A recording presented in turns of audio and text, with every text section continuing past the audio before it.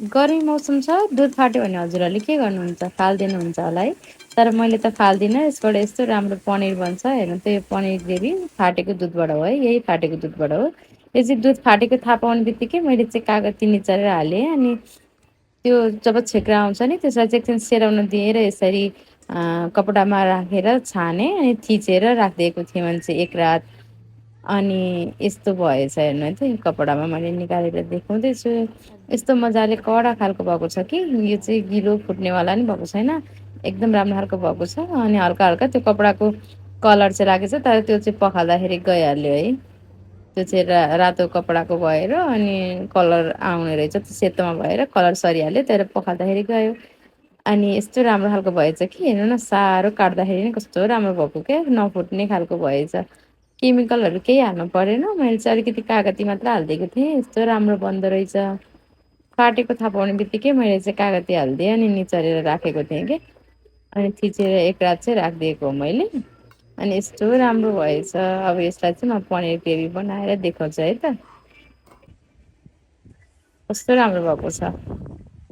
मिठो पनि साह्रै हुँदो रहेछ, त्यो केमिकल हालेको खानुभन्दा त धेरै मिठो थियो घरमै भएको। अनि म चाहिँ यसमा पहिल्यै मेथी हालेको थिएँ। अब यो चाहिँ हल्का हल्का फ्राई गर्छु। अनि यो हल्का फ्राई भइसके पछाडि चाहिँ म यसरी प्याज र खुर्सानी हालिदिन्छु। अनि यसलाई पनि म एकछिन फ्राई गर्छु।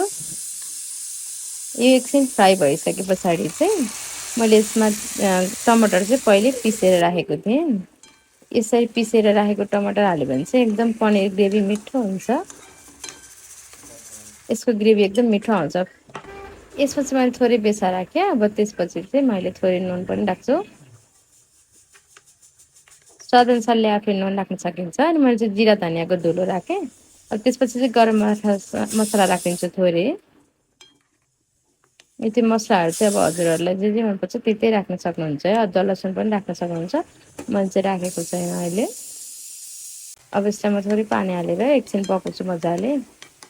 अब यो चाहिँ पाक्न आँटेको छ है, लगभग रेडी भयो यो। हजुरहरूलाई मेरो भिडियो कस्तो लाग्यो, मन पर्यो भने लाइक कमेन्ट सेयर गरिदिनु होला है। अरूहरूलाई पनि यो भिडियो चाहिँ युजफुल हुनेवाला छ, किनभने हेर्नु न, खेर गएको सामानबाट कस्तो मिठो खानेकुरा बन्छ नि त। त्यही भएर हेरिदिनु भयो। हजुरहरूलाई धेरै धेरै धन्यवाद।